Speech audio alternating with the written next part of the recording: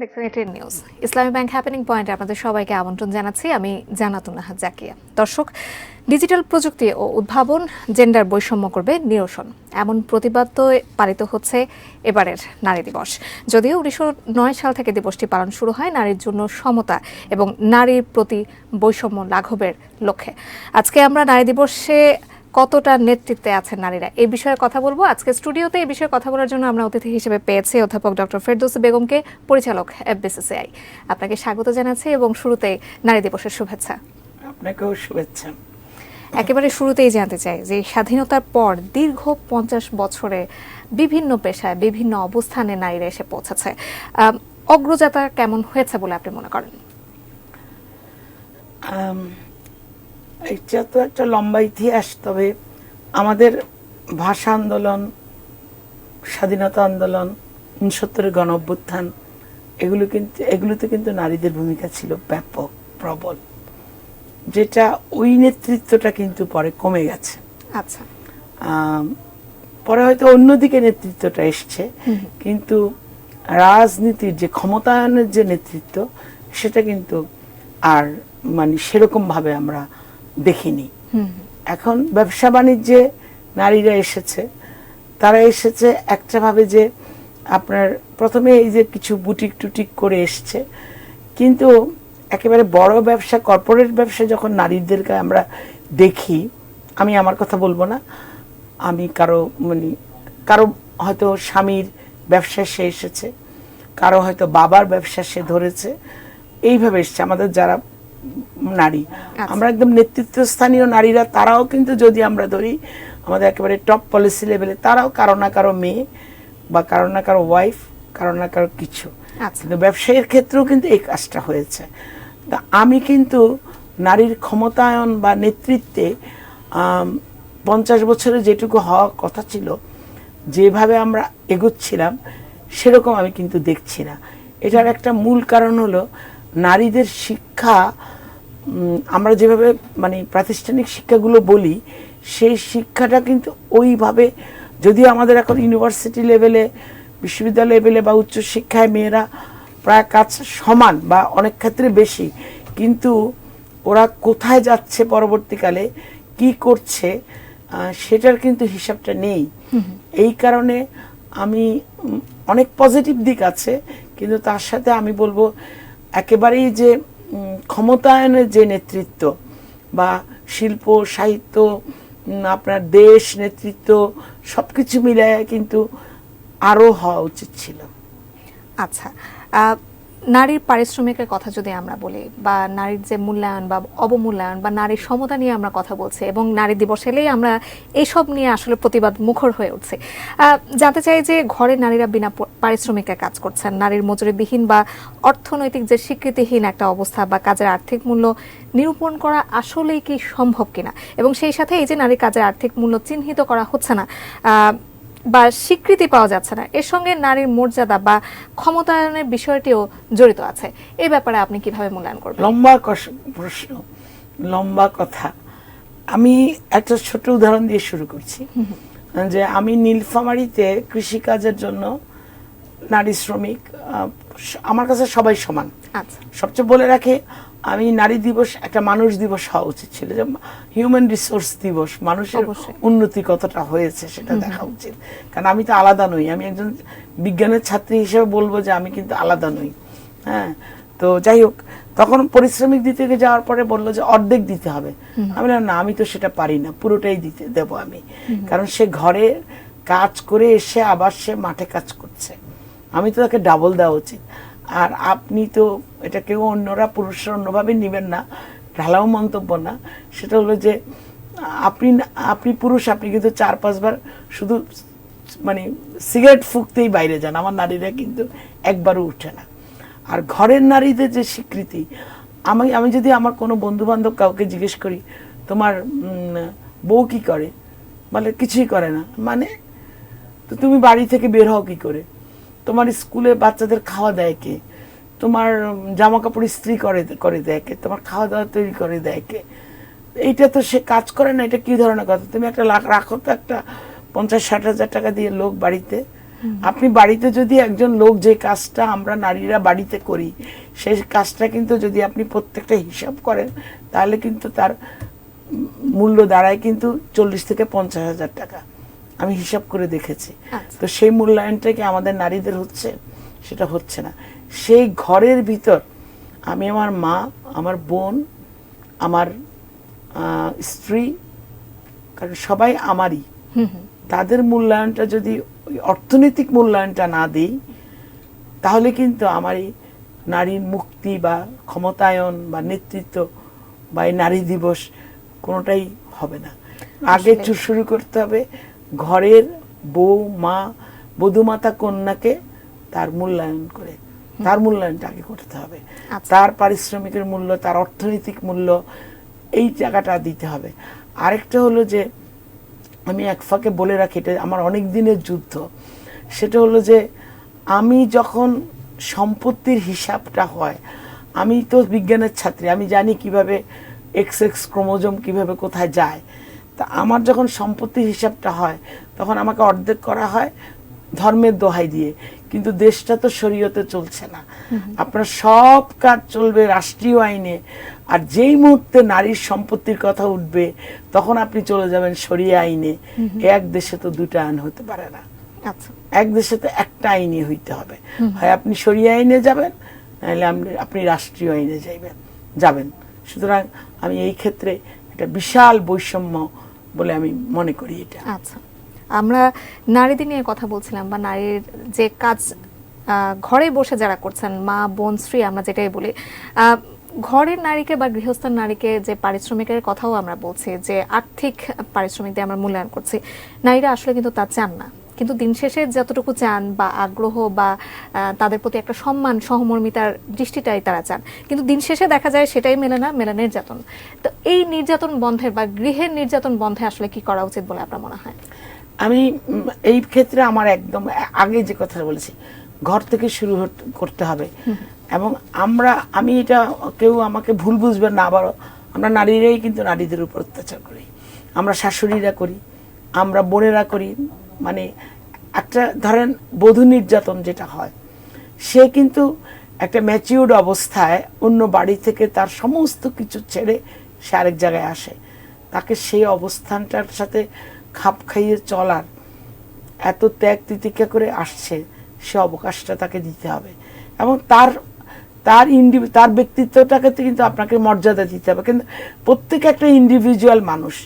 আপনার বোনটা যখন আরেকজনের ঘরে যাবে, সেটা আপনি যেভাবে দেখেন, আপনার বউটা যখন আসবে বা আপনার মা যখন বউ হয়ে আসছে, সেটাকে আপনি সেভাবে দেখেন। যদি আমরা সেইভাবে চিন্তা করি এবং এইভাবে যদি আমরা রাস্তাঘাটেও চিন্তা করি যে আমার বোনটা যদি এখান দিয়ে যেত তাহলে কি আমি ইপটিজিংটা করতাম, বা আমার বোনটা যদি আজকে এই বিপদে পড়তো বা এই নারী নির্যাতনটা কি তাহলে হতো। প্রত্যেক জায়গায় যদি আমরা আমাদের অবস্থান থেকে নারী পুরুষ সবাই, আমরা নারীরাও যদি, এই যে নারীরাও তো অনেক রকম ব্ল্যাকমেইল করে অনেক অত্যাচার করে। আমরা কিছুদিন আগে, আমি জানি না এটা বলা ঠিক হবে কিনা, এই যে ইসলামী বিশ্ববিদ্যালয়ের ঘটনা দেখলাম, যেটা সেখানে তো নারীর উপর নির্যাতন করেছে। তো সেখানে আমরা নিজেরা সচেতন না হয়ে আমরা নারীরাও সচেতন হতে হবে। আমরা নারীরাও আজকে যদি ফুলপরি যদি সে নিজে যদি সাহসের সঙ্গে না উচ্চারণ করতো তার নির্যাতনের কথা, তাহলে কিন্তু এটা ধামা চাপা পড়ে যেত। অবশ্যই। তো সেজন্য আমরা আমাদের দিক থেকে সচেতন হতে হবে। আমরা ঘরে মা, বোন, আমরা প্রত্যেকে, আমরা ভাই, বাবা, আমরা প্রত্যেকের সমান দৃষ্টিতে, মানুষের দৃষ্টিতে দেখতে হবে। যতক্ষণ পর্যন্ত আমরা নিজেদেরকে মানুষ না ভাবি, আমরা নিজেদেরকে আশরাফুল মুলকাকাত, সবাই, এখানে শুধু ছেলেদের কথা বলে নাই, মেয়েদের কথা বলা হয়েছে, সেটা না মানি, ততক্ষণ পর্যন্ত কিন্তু এই দিবস পালন বা ইত্যাদি ইত্যাদি করে কোনো লাভ হবে না। আচ্ছা, পেশাজীবীর কথা আমরা বলছি, পেশাজীবী নারীরা যারা আছেন, কর্মস্থলে কাজ করছেন, কর্মস্থলে পরিবেশ আসলে কতটা নারী বান্ধব আমরা করতে পেরেছি বা এখন পর্যন্ত হয়েছে, এবং কর্মস্থলকে নারী বান্ধব করার জন্য কি কি পরামর্শ আপনার পক্ষ থেকে আছে, এই উত্তরটা আমরা নেব। আমরা হ্যাপেনিং পয়েন্টে আছি যেহেতু, একটা বিরতির পর ফিরে এসে এই উত্তরটা আমরা অতিথির কাছ থেকে জানবো। নিশ্চয়ই আমাদের সাথেই থাকবেন।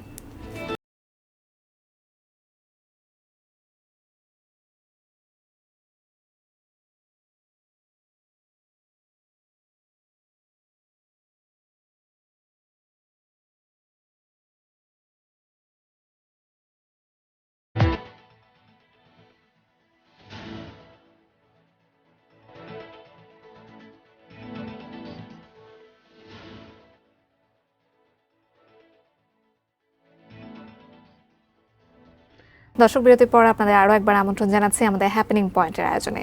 বিরতিতে যাবার আগে আমাদের অতিথির কাছে প্রশ্ন ছিল যে কর্মস্থলের পরিবেশ আসলে কতটা নারী বান্ধব হয়ে উঠতে পেরেছে এবং কি করা প্রয়োজন আসলে নারী বান্ধব করার জন্য। কঠিন প্রশ্ন। আসলে আমাদের এখনো মেয়েরা অনেক কর্মস্থলে আছে, কিন্তু কিছু অ্যাবিউজের শিকার তো তারা হচ্ছে। তবে শহরে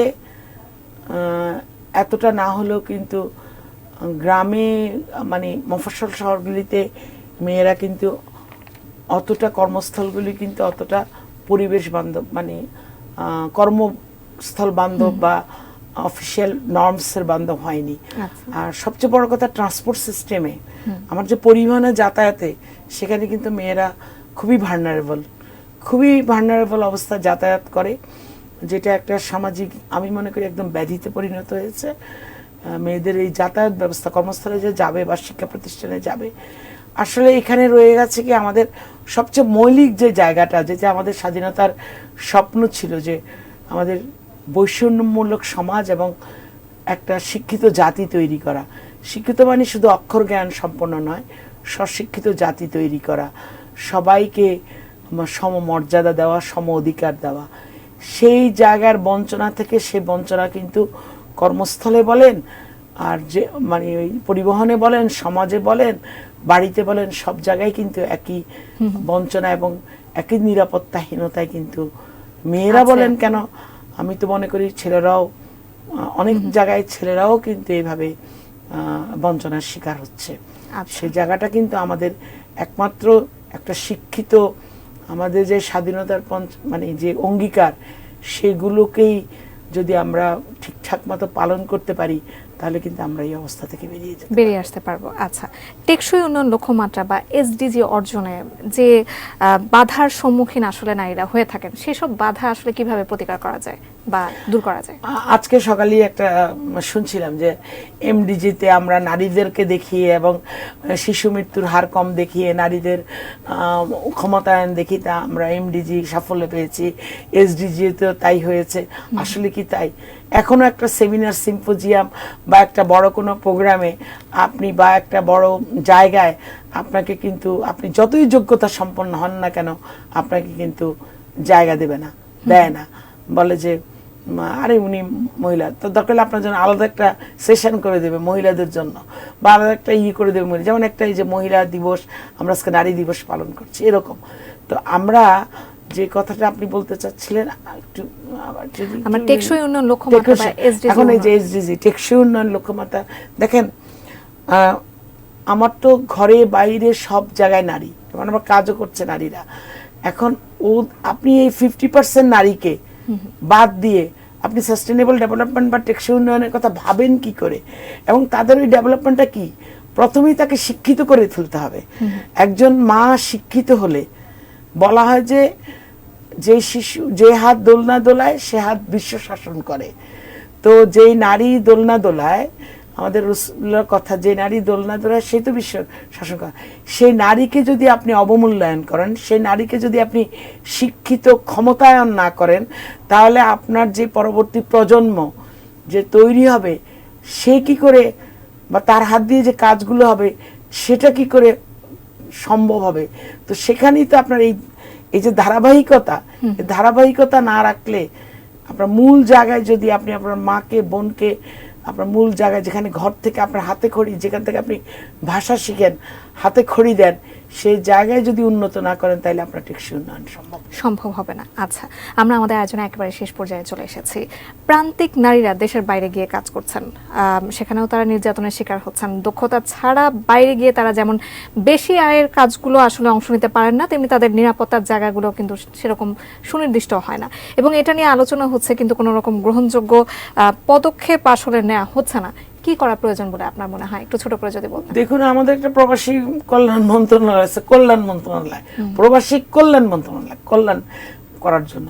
তা আমাদের এই যে নারীরা যাচ্ছে, এদের কি কোনো হিসাব নিকাশ কারো আছে? এই যে একটা ধরাবাঁধা নিয়ম করে দিচ্ছে যে এতজন নারী গেলে এতজন ছেলের সাথে এতজন নারী যেতে হবে, এরা কোথায় যাচ্ছে, কোন জায়গায় যাচ্ছে? এরা কি নার্স যাচ্ছে, না ডাক্তার যাচ্ছেন, না বাসার গৃহকর্মী যাচ্ছে? এটা তো দেখা উচিত। আপনার আমাদের এই প্রবাসী কল্যাণ মন্ত্রণালয় প্রথমেই।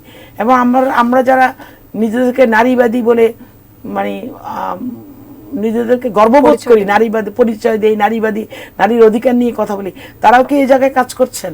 কোন রকম বড় এনজিও গুলো যারা এই নিয়ে কাজ করছেন তারাও কি কাজ করছেন? এরা কোথায় যাচ্ছে? যখন একটা টেলিফোন পায় যে আমি অত্যাচারিত, কোন রকম গোপনে যদি একটা টেলিফোন করতে পারে কোনো গৃহপরিচারিকা, কোনো মেয়ে, তখন একটা হইচই শুরু হয়ে যায়, ওদেরকে ফেরত আনে এই করে। কিন্তু আমাদের তো একটা মন্ত্রণালয় রয়েছে, আমরা একটা মানে আমাদের এই যে নারীদের শ্রমে যে টাকা আসে, রেমিটেন্স আসে, তাদের জন্য একটা মন্ত্রণালয় করা আছে। সেখান থেকে যদি একদম আপনি যদি পলিসি লেভেলে যাদের দেশে পাঠাচ্ছেন তাদের সাথে বসে ফেস টু ফেস কথা না বলেন, দেন দরবার না করেন, তাহলে এটা চলতেই থাকবে। এটা শুধু এইভাবে যাওয়া না, পাচার হচ্ছে, কত রকম কত কিছু হচ্ছে, সে সবগুলো কাজ চলতেই থাকবে। এটা বন্ধ করতে হলে একদম পলিসি লেভেলে, মন্ত্রণালয় লেভেলে বাইল্যাটারাল কথা বলে কিন্তু এই কাজগুলো, এটা কিন্তু মানবাধিকারের ব্যাপার। আমার মানবাধিকার কিন্তু ক্ষুণ্ণ হচ্ছে এখানে। অবশ্যই যারা সংশ্লিষ্ট কর্তৃপক্ষ যারা আছেন তারা একটি দিবসে আসলে এটাকে সীমাবদ্ধ না রেখে নিশ্চয়ই এই জিনিসগুলোর উপরে নজর দেবেন। এবং নারী দিবসকে কেন্দ্র করে আসলে নানা জনের নানা রকম ভাবনা থাকলেও প্রকৃত অর্থে একটা কথা বলছি, নারী দিবসের সবচেয়ে বড় জিনিস হলো আপনি মানবাধিকার কতটুকু নিশ্চিত করছেন। অবশ্যই তাই, মানবিক মর্যাদা, মানবাধিকার, সেখানেই আপনার সফলতা আসবে। অবশ্যই এই আশা রেখে আজকে হ্যাপেনিং পয়েন্ট আমরা শেষ করছি। এবং আজকে আমাদের অতিথি যিনি ছিলেন অধ্যাপক ডক্টর ফেরদৌসী বেগম, আপনাকে অসংখ্য ধন্যবাদ আমাদের আজকের আয়োজনে যুক্ত হবার জন্য, এবং নারী দিবসের আরো একবার শুভেচ্ছা। দর্শক, আজকে হ্যাপেনিং পয়েন্ট আমরা কথা বলেছি কতটা নেতৃত্বে আছে নারীরা, এবং নারীরা নেতৃত্বে এগিয়ে যাবে এই আশা রেখে আজকে হ্যাপেনিং পয়েন্ট এখানেই শেষ করছি। অন্য কোনো দিন আমরা অন্য কোনো বিষয় নিয়ে আবারও চলে আসবো এটি নিউজের পর্দায়। ততক্ষণ পর্যন্ত নিশ্চয়ই আপনার সাথেই থাকবেন। অসংখ্য ধন্যবাদ।